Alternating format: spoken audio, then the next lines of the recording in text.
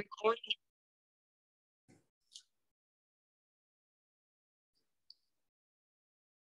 All right, good evening, and thank you all for joining us. My name is Christine Ingram. I'm the local interest librarian with the New Hanover County Public Library.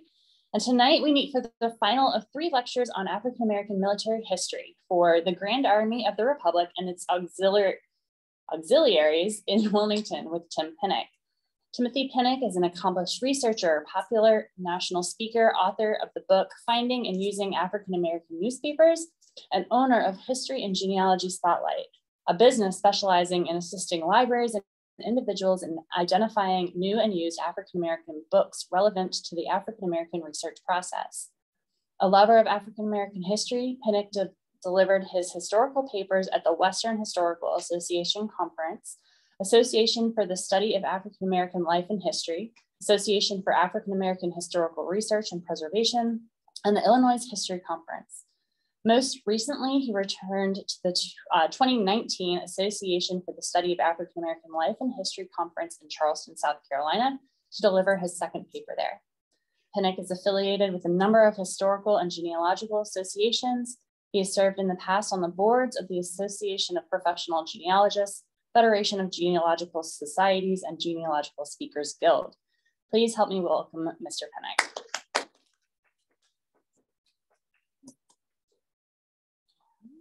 Okay, thank you very much, Christine, for that.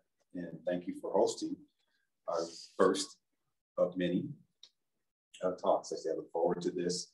I look forward to next year and probably, hopefully maybe doubling that or whatever. But we're looking forward. We want to move forward and educate people about the rich history of Wilmington. And so today we're going to be talking about the Grand Army of the Republic and its auxiliaries in Wilmington. What we're going to focus on here is an organization that was founded here called the Joseph C. Abbott Post. It was post number 15.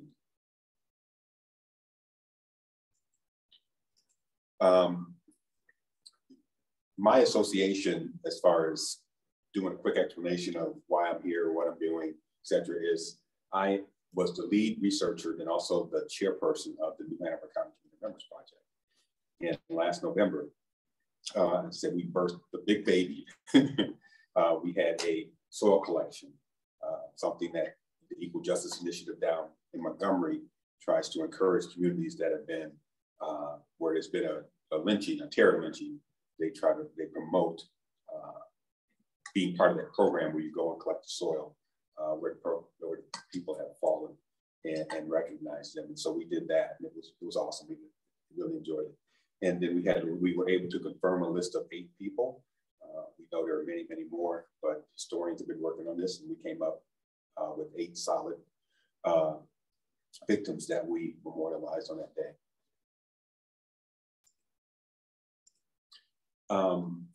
It was probably one step above a free-for-all as far as the researching piece of it was, because it was all volunteer driven.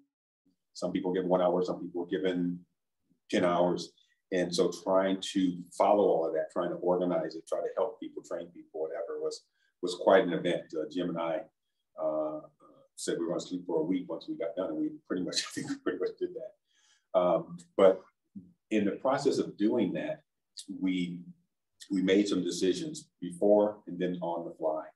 And one of the big things that we were doing was we were searching for descendants of the victims, of course. That made sense. We wanted to invite those people down. But we realized too that everybody had been traumatized pretty much that was here. I mean, there was no way escaping that, what had happened. And so we also were looking for the survivors of 1898 and their families, and we had several of those that came as well, which was great. And so it just included tracking down people, not just here in Wilmington, people that fled all over the place. For me, that's one of the more exciting pieces of it, aspects of it. I just love migration, looking for, getting deep down and seeing those individual migrations and those ones that most people, they kind of fly under the radar. And so that was an aspect of it too, was trying to track those people that had fled Wilmington. We knew where some of them went, and that was in the 1898 report. But we found people in other places too. That was really, really neat. So we did groundbreaking work, really. And so the volunteers, again, we didn't, for every person that we looked for, we didn't find, of course. And so we had lots of leftover material. And as a genealogist, I knew that. I knew we were going to have material to work with. And that was my vision that I was trying to give to the group, is that this is not over. This is just phase one. We're going to go to phase two. And phase two is just going to be trying to reconnect these families and do that type of stuff. And so I was just as excited for phase two as I was for phase one once I caught up on my sleep. And so what we're looking at, we're in phase two now. And so what we're looking at pretty much now are those folders. And we said, okay, we're going to go in there. We're going to just, our thing is to empower, enable, and outreach or assist the community in telling their story. It's all about telling stories. The stories don't have to be specifically about 1898. They don't have to be. We want to hear about Wilmington's history and your family's part in it. And that's the most important thing. If it traces back to 1898, that's fine for the historical record and the people that are researching that specific topic. But now we're outside of the 1898 bubble, and we're just looking for stories, and we want to help people do that. And so one of the stories that we feel is important, and I feel is important, Veterans Day is coming up in a couple of days. And so all those people that served, and I feel they've served and they've been forgotten. They walk by people all the time, or they walk by people who are deceased now, and people weren't thanking them for their service necessarily. They know who they were and what they did. And so that's one of the things we want to do, is we want to recognize our veterans in simple ways. Create a list of people. That's what we're starting to do, create a list of people so people are aware. We'd like people to add their names of their loved ones to that list so people can see it. Get up on the library's website. Strength Through Struggle, I talked about that the last time. It's an amazing book. People in the room know exactly what I'm talking about. It's a terrific book. It's a one-of-a-kind book that most other municipalities just do not have. We've got close to 500 pages or 500 plus pages, the index of just tremendous information. I'm going to break mine at some point, I know.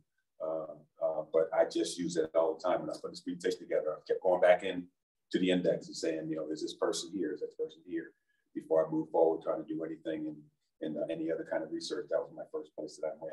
So it's really, really a good resource. And the library has several copies. They even have circulating copies of that. This is a book I came across that I really, really like.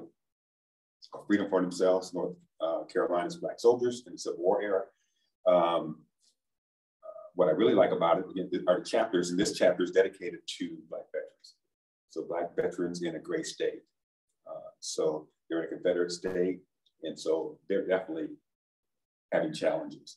And so he talks about them and what they're doing as veterans and how they're interacting with each other, et cetera. I think he does a really good job, and there's lots of, there's pretty significant amounts of things where he's talking about African-American veterans that were here in Wilmington. So the Grand Army Republic, essentially, it was a Civil War Union veterans organization. Confederates need not apply. It was a place that after that they went through, they wanted a way to keep those bonds strong. You see, when you go through hell with people, you really, really bond with them. And so there was that camaraderie that they wanted to keep going. So they, not too long after Civil War, actually in my home state of Illinois, is where they founded the Grand Army Republic in the 1860s. The membership requirement was pretty simple. Soldiers or sailors of the Army, Navy, Marine Corps, the service between April 12th, 1861, April 9th, 1865, who were honorably discharged, were allowed to walk in the door.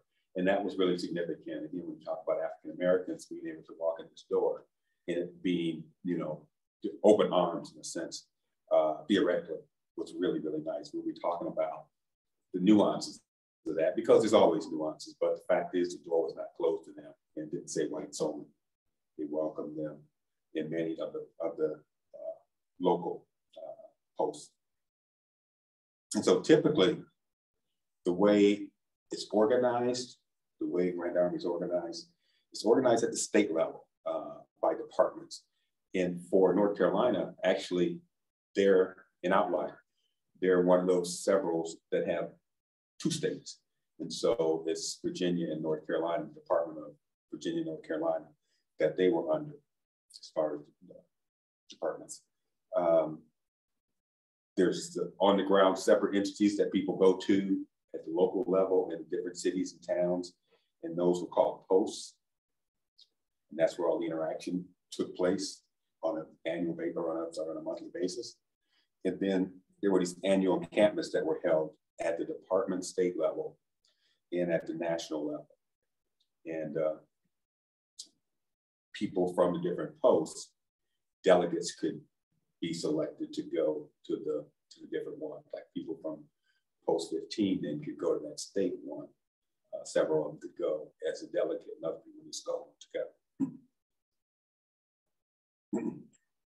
There's something that happened not too far in, and it was inevitable. It was the rise of Southern Post.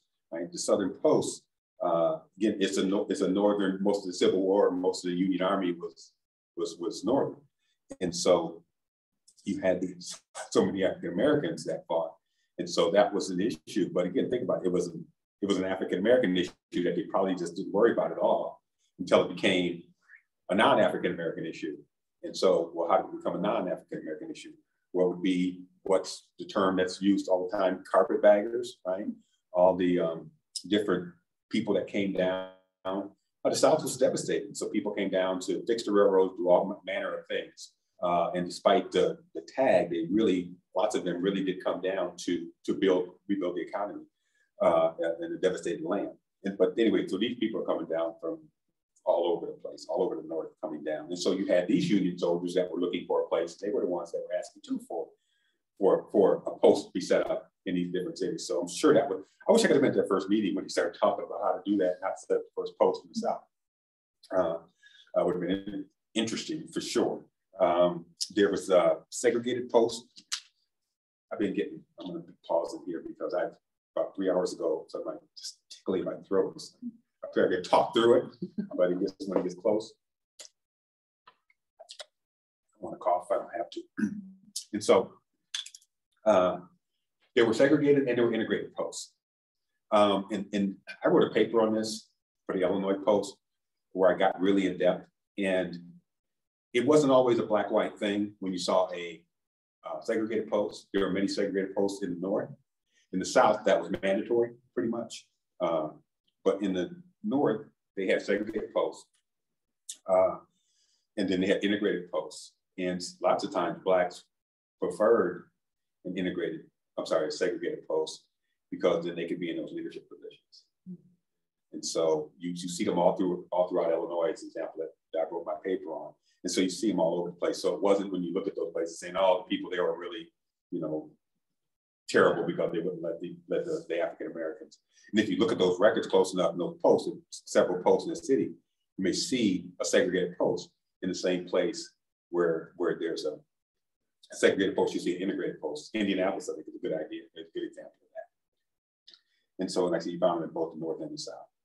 Now, this is what I found very interesting, and it just made sense. So, like I say, they were welcome to come, African Americans, to be part of this.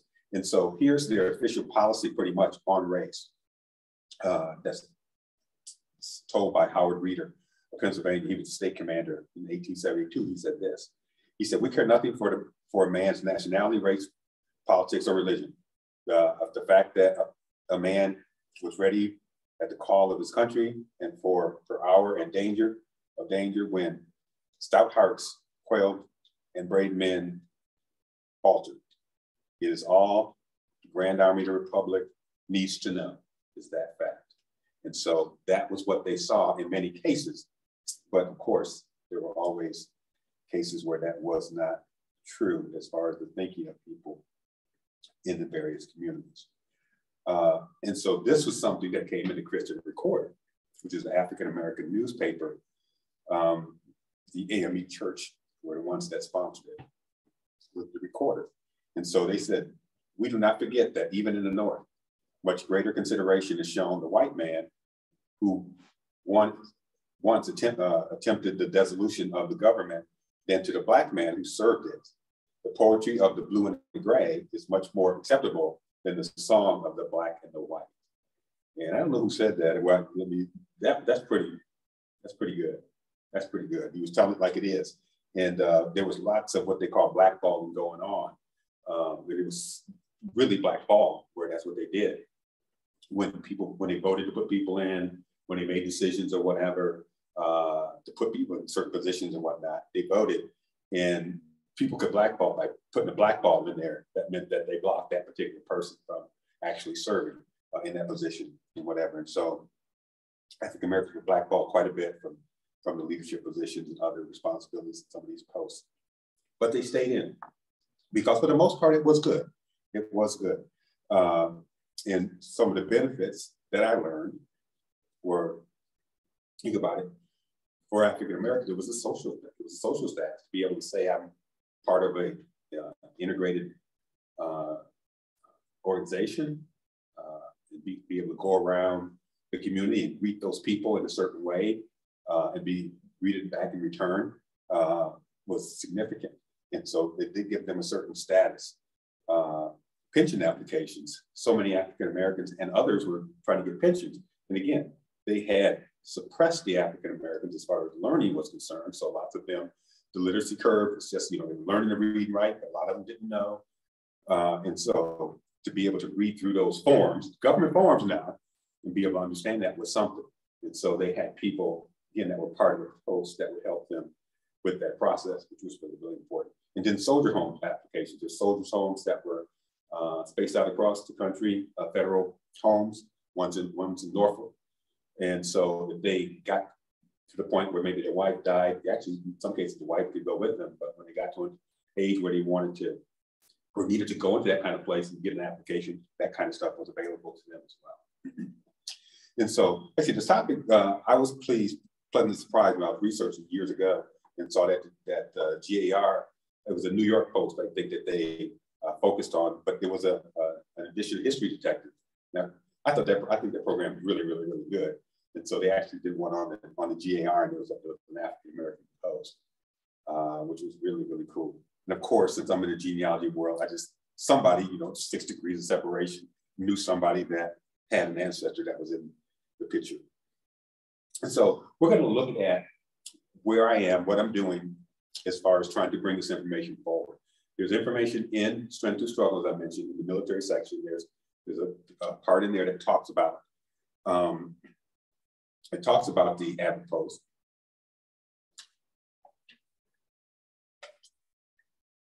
But there's not a whole lot. I was very disappointed. I think there was a page and a half, maybe more. But most of it, they were talking about Abbott, his bloodline, where he came from, what he did and stuff. So it wasn't a whole lot about the actual members of the Post. And so in that, when you do go to the book, what you'll see is what's on the screen there. You'll see the people that actually were the initial people that founded the Post and what their positions were. And I found this interesting too, when you look at that, it's really it's not, and you'll see it a little bit later, but that's not what they call people. When they put this together, I don't know who it was that wrote maybe that article or that part of it in Strength to Struggle, but they weren't, if you were to post, commander, you weren't the president. The Post didn't have presidents. But then what it was is that, and I didn't know this, and I figured it out as I was reading all this stuff. What it is that they were in charge of Decoration Day, which became Memorial Day, and that was a big part of what they did.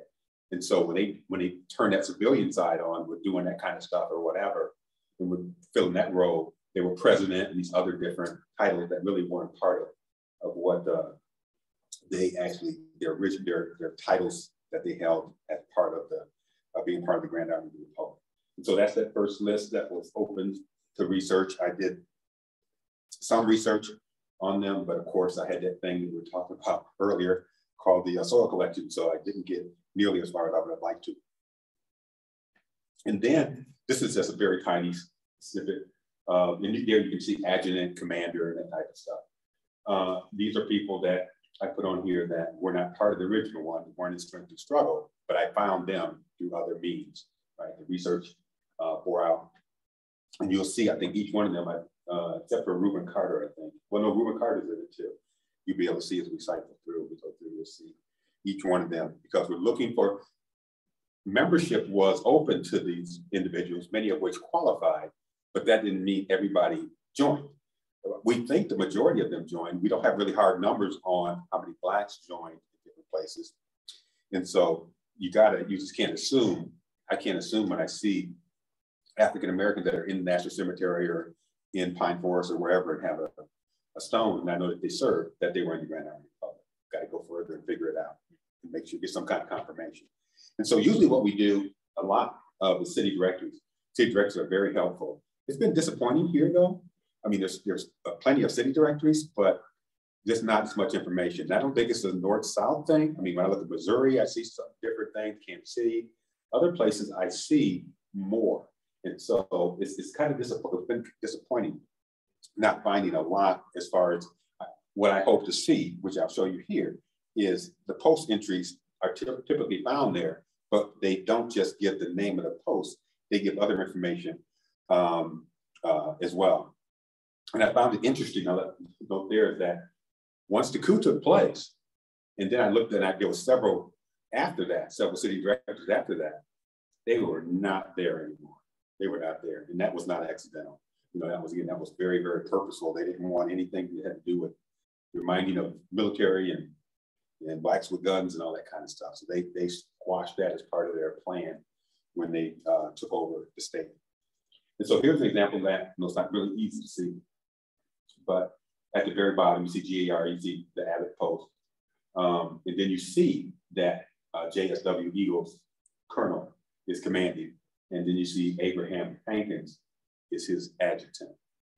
And so when you go through year by year by year, as they have elections and things, you can start putting together a roster, at least of the leadership, and people that are in there and start getting names by just doing that, by going through that directory. And so here's one of the people. I'm going to talk about a few of the people that I've discovered are members. One is this George Mabson, who is the president/commander. His full name really is George Lawrence Mabson. And I know that because he has a bio, quite extensive bio in Strength to Struggle. And so he volunteered, this guy, I mean, hey, he's like, get out of my way. He's a hard charging guy. He volunteered for the Navy a couple of years there, didn't get killed, and said, okay, I'm down for some more. And so he enlisted in the 5th Massachusetts Colored Infantry, which is a pretty robust, famous unit too, in its own right. So he was there as a private. And then, like I said, in Strength to Struggle, it talked about all of the accomplishments, but one of the first Black attorney in the state of North Carolina.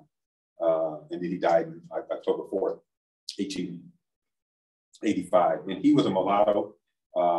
He was of mixed parentage, and that's what afforded him to go. I think he went up to Boston for schooling and that type of stuff, and came back down eventually, I think 1866 or somewhere around there. And these are the things, again, here's the example of Lewis Nixon. There's lots of Nixons, so I'm trying to figure them out. There's a bunch of Lewises too. And so I'm trying to be real careful and not stick my neck out and get it cut off by claiming people, by looking at other sources that aren't there. But this guy, there is a Lewis Nixon that absolutely, you saw him on that list. And then here he is now. And this was from the Reeves folder collection. It's something else that I just can't say enough about. It's just a great place to find bits and pieces of information, and it's bits and pieces of information cobbled together that really give you a vision and a story to tell. In the Reeves collection, it's just awesome. But hey, sometimes you're gonna be disappointed. You know, they bring that folder out and looking at it like, is there anything even in that thing? Because it's so thin and there's not much in there at all. But you just never know, just like doing research and stuff. So anyway, here we've got notice, and this was really interesting that apparently Lewis Nixon did not get into the National Cemetery. I guess paperwork got delayed, something happened, but until that order comes in or whatever in the hand, military, government's the government. And so they wouldn't let him be buried there. And so I'm sure that there was some words flying there. And so they ended up putting him in the pine forest. So that's an interesting story. I'm thinking to follow up on. I'm wondering, if they reinterred him or what the deal was with him. I have no idea. I had time to study that, but those are the kind of things I really would like to know, is what happened with that. But then you can see Reuben Carter was the commander of the post at that particular time. Here's JSW Eagles that we had introduced to a little earlier. He also commanded the 4th Volunteer Company during the Spanish-American War. And so commanded means he was put in charge of it. But like we were talking last week, I don't think any of those units saw any kind of action. So I'm fairly confident that he was commander, he was a colonel, he was commanding the unit, but he didn't fight it off. And then he's got a nice biography in Strength to Struggle. And I'm not talking about it much there because I've got other stuff to talk about that's related to him. And this is it. I was able to find his, which is this is rare. This is really, I mean, this is so hard to find these different obituaries of this early time period here. And so, but yeah, he was such a prominent person that the chances of him being in the newspapers was increased. And so here he is, the death of JSW Eagles, and it's right up in front. You know, this is the title that he was commander of John C. Abbott Post, and was probably the only colored commander in the United States. And I don't know who that was doing that, but I'm sure he had done no research or anything about that. The only colored commander in the United States. You know, can you give me a little bit more information? I don't know what you're really saying there, because all of those segregated posts, they'll have, you know, colored commanders and stuff. So there may be some other thing, but I just think they were you know what they do in those newspapers sometimes. That's why you have to be careful to find other sources. But they talk about him, it looks like 3 paragraphs, or 2 or 3 paragraphs. But the meat was pretty much in here. It talks about him dying. He was young, 57. He's confirming that he was commander of the post. And then during the Civil War, he was enlisted in the Federal Army. But then that's what's significant there. He was at the Battle of the Crater at Petersburg, which is a fairly well-known military engagement, Civil War, if you follow that kind of stuff. And so the crater that was created with all the blowing up of the dynamite. And so, but he received a bayonet thrust through the arm, and that scar remains for his lifetime. Hope he charged for it, whatever. You want to see my scar? It's going to cost you 25 cents, 2 bits or something. And so he was one of the more prominent ones inside the Grand Army of the Republic's infrastructure, going up to the top of the hierarchy. And so this is an example of, so as I started looking at some of the national encampments, I couldn't find any of the departments level ones. Well, I wasn't looking really, really hard, because I was doing a whole bunch of other stuff. Hopefully I'll find some of those ones, because they'll have more information about the local posts, because they're closer to the ground, right? The state ones or department ones. The national one, I wasn't finding a whole lot of anything. But here, he was given $30 for flags. It was kind of confusing to me. It's disbursement, so they were giving him the money. I don't know if they were repaying him or whatever. And I got another couple slides coming up, and maybe somebody in the question and answer can shed some light on it, because it's not really me. But anyway, he got money along with a bunch of other people.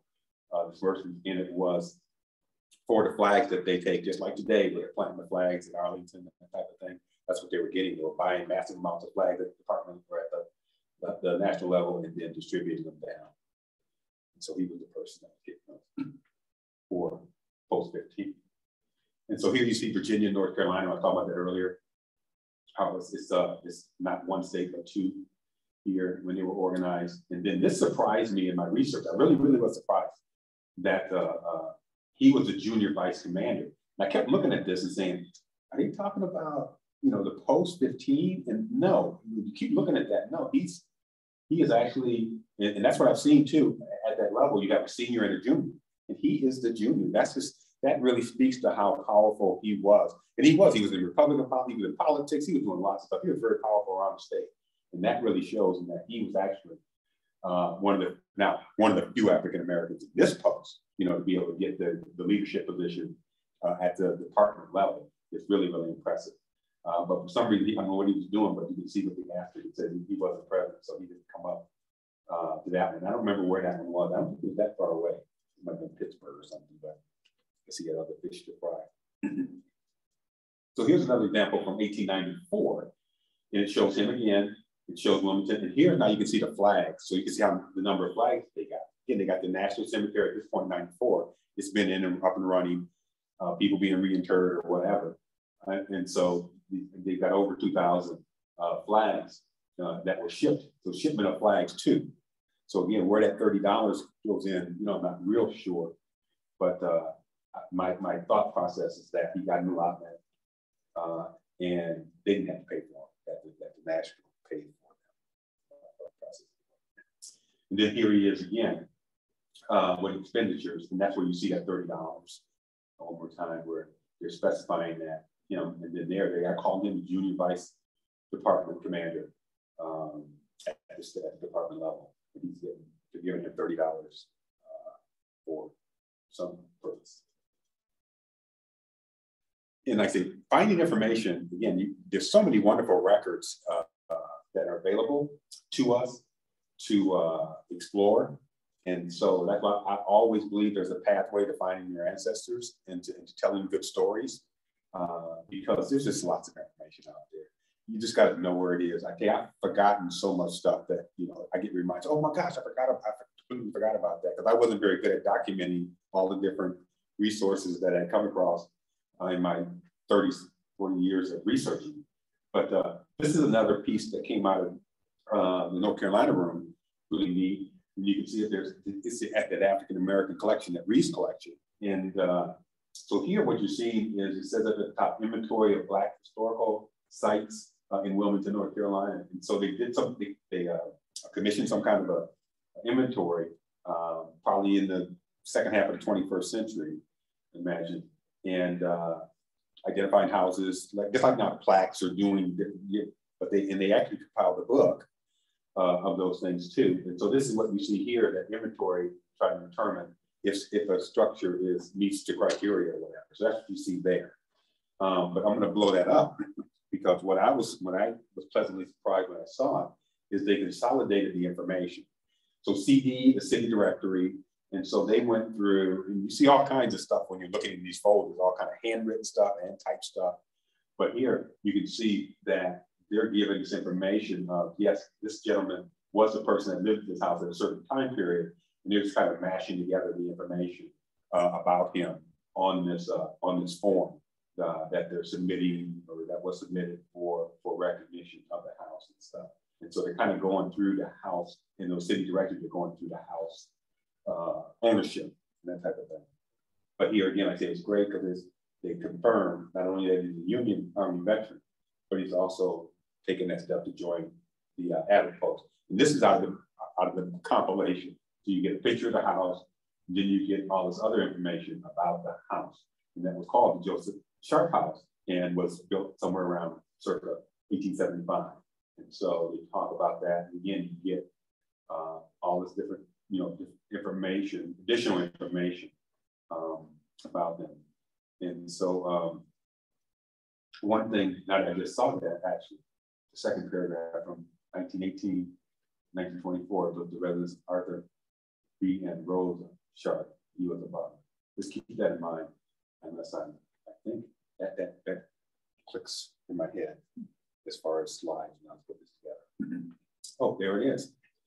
Again, the things that they were giving, and so I don't know if those names, it might be the next one, because I don't see Rosa there. But anyway, so here, no, this is backwards. This is going backwards. Probably Arthur, but here's Joseph Sharp, the person we've been looking at. And those are his parents. So they're able to give us his parents and who he married. Married Margaret, and who her father was, and who married them. And so that was something they were able to get out of the newspaper, and I'll blow that up. And so once again, this man was known for being part of the Grand Army Republic, because once again, they're mentioning him here in that capacity, recognizing him. Here they also mentioned he was a member of the Odd Fellows, which again was not surprising. African-American men were members of multiple organizations during that time period. And so he was nearly 73 years old in the past. So here we go. This is this is why, or one of the reasons I try to convince people they need to go out and get away from Ancestry and get out there and do stuff, is to find stuff like this. Again, this is part of things that I found in the North Carolina room. And basically here, this is really amazing. They say James Sharp up there, but it's really Joseph, but because the address confirms. But somebody walked out on the porch and found a white baby just on the porch. And so there was a note requesting that Maggie Sharp keep the baby, take good care of it, and she'd be well paid. I know, envelope with no names on it or whatever, kind of stuck in between the screen door or whatever. I don't know how they plan on doing this and staying, under the radar, but that was really interesting. But that's the story that's being told there. Really nice, fine material and whatever. So you probably think it maybe is a mixed baby. Most likely they say a white baby, but it's probably mixed. But it doesn't have to be. But anyway, the person gave it away, and so then people are just chastising whoever did it, saying they're humane and they need to be with babies, need to be with their birth mothers and things like that. But just the kind of stuff you find in Ancestors in these newspapers. And then here's another one. They had a fire at the house, and so it was a frame building. It was insured for $250. And the damage was estimated at $125, so he was covered, he was good. But then that last part, the furniture in the house, he didn't have enough money to probably pay that insurance. So with no insurance, the furniture that was destroyed, they lost out on that. And then that gets reimbursed. But again, this is setback and the things that you know and learn about your family, the exciting things, good or bad, that are happening, you can find in the newspapers, and then I think more directly in the North Carolina room. They cut out a lot of stuff and did some of the work for you. So now we're sliding over to news items. We're looking at just general stuff that I found. I think I have 3 examples here.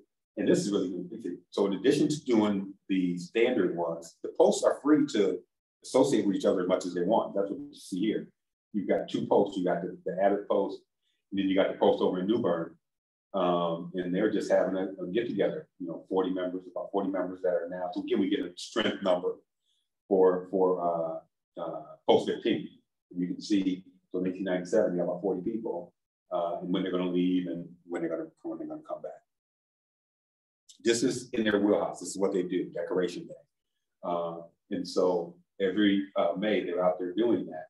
And this was, again, for a trained eye, or for somebody that's always looking for stuff.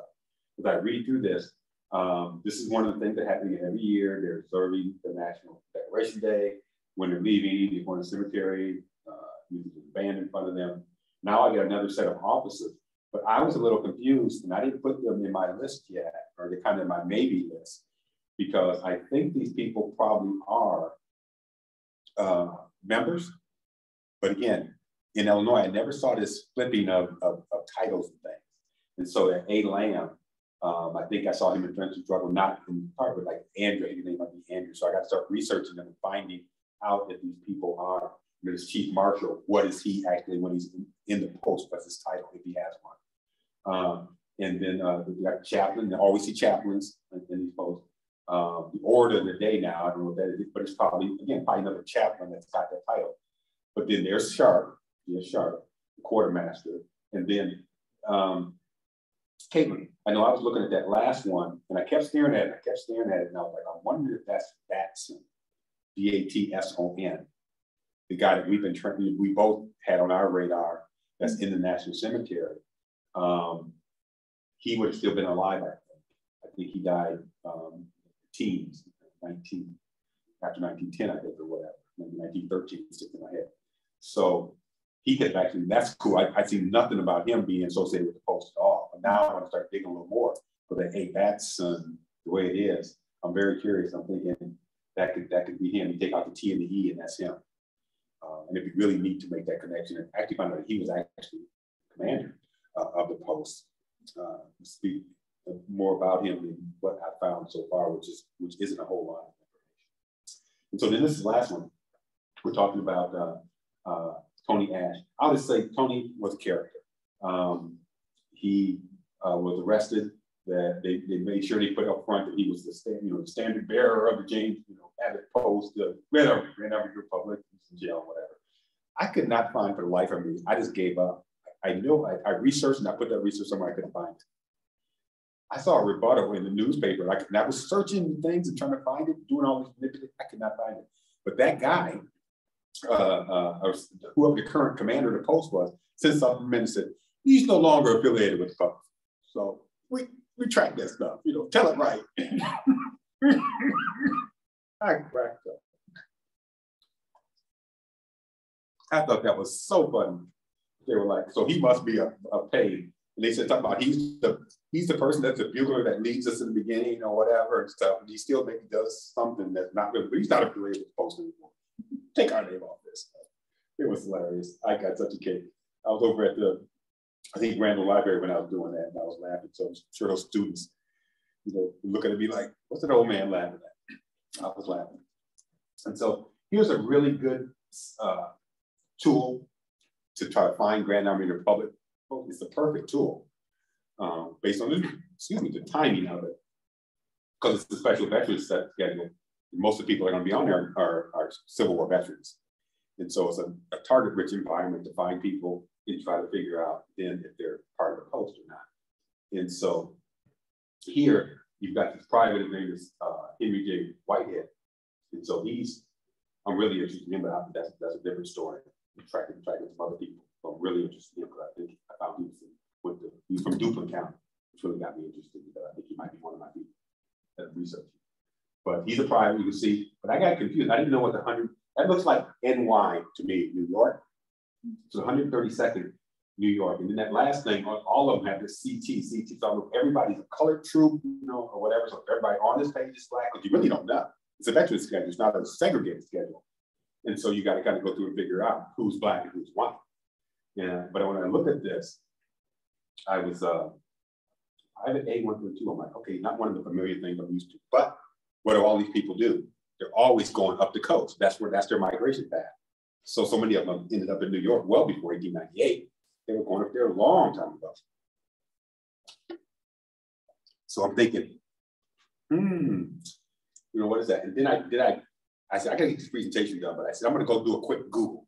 And so I did. So I did find, when I did a quick Google, I saw that there was the 132nd Regiment out of New York infantry. And so that probably is what he was involved with. And then when I read through, they were in New Bern, Kinston, Goldsboro, Raleigh, and Salisbury. And so most likely that was probably the unit that he was with. And so another interesting thing when we're doing this, always looking for, when they're trying to build who was part of this organization. You look at, again, I immediately picked up on the fact that there were 2 addresses that were close together. Those people were next door to each other, a house away or something like that. So I thought 2 Dickinson streets there. And one of them was Whitehead. So when I started researching him, I'm really interested in John Gibson, who's the guy above him, that also was on that street. And so here's 2 people we know were Civil War veterans. They might have been in different units, but how did they know each other? Did they know each other before they decided to settle down next to each other in civilian life? That's a question that I'd like to get answered if I could and try to figure it out. But he rises to the top as far as people I would be looking for when I'm at a dead end, because he definitely had to know him with the relationships that they had, being close proximity. So here's the thing, his Post membership with Whitehead, I'm not sure yet, so I'm trying to nail him down. So I wonder why he doesn't have a military stone. And everybody didn't have to have one, but it's when you can get one for free, you do it. And we'll pay close attention to that Gibson family. That's when I'm researching for Whitehead.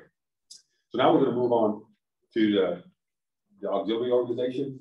Here are ones that we've discovered or that are out there that are part of the Grand Army Republic. And the one that I found here that we're going to touch on briefly is the National Women's Relief Corps, which is really interesting. There's lots of information out there on them. And so what I'm going to do now is cycle through maybe about 3 or 4 journals. Their journals were much more productive in a way. I'm finding people that were in charge. And so here's 1899 in Philadelphia. And so I was able to, again, it's all about getting the names. So you just really just go and start looking for the names of these people that are connected. I'm going to say right now, because again, I've forgotten stuff. I knew it at some point in time. And I saw something that was counter to what I thought was the truth. But I don't know what the requirement is for membership in this. If your husband, if you have to be connected somehow. So I'm not really sure. So I have to investigate that to see if that might lead to a Civil War soldier, right? When you get the names here. But anyway, there's the Abbott Post, and you see Martha Hargrave, E. Hargrave is the president at that particular time. You got 10 members. 1897, when we move forward, you've got Julia Telfair. That name is really familiar to lots of people. Telfair name, and so here she is active in that. Again, you know, are the people in her family that are connected. And she was president in 1897. And then this is 1903. It's really, really hard to see, but 1903 is this one. And you've got, again, different people. So every time I'm going in there, I'm happy because I'm finding different names. So you got Catherine Holloway, that's here this particular year. And then I believe this is the last one, 1898, September. And for this one, you've got Martha E. Hankins. And here I was really excited because I got an address. So again, another piece to confirm if there's 2 or 3 Martha Hankins, which one is my Martha Hankins based on that address. So I was really excited to see that. So here she is again in the roster of detached corps. I don't know what detached corps mean. You see that in the men's thing. So I have to research that more. I'm curious now. And then this is really, really interesting. Well, you don't see this every time either, but here's this, it cooks for the year anyway, you do it once a year. But here's this, I'm gonna blow this up. Well, I'm not gonna blow it up, I think it's our last slide. I put it into a spreadsheet. And so the Abbott Post is listed probably about 3/4 of the way down, and Martha Hankins is the person that's in charge of it. And so what I did is I put together this. And so you can see here, the questions, I thought that was really interesting, the questions that they asked. And so you can see the questions that they asked here that, again, takes you back in time as far as what kinds of things you're thinking about, what kind of stuff are you doing, and whatever. And I knew children took part and all these other things. Now to see the verification of that type of stuff. So with that, I think that is our last slide. Yeah. And so I'll just back up to that so you can see it a little bit more. So you got a couple minutes for the kick us out here. If you got any questions you can ask. Tim, before we start questions, I'm going to go ahead and wrap up the video and then we can continue questions. So think about it. Thank you so much for leading us in this lecture series, all of which have been recorded and will be available on our website shortly. Tomorrow evening, we have the NEA Big Reads kickoff here at UNCW, or here with UNCW at the Downtown Library from 5 to 7. Thank you again, Mr. Pinnick, and we will see you soon.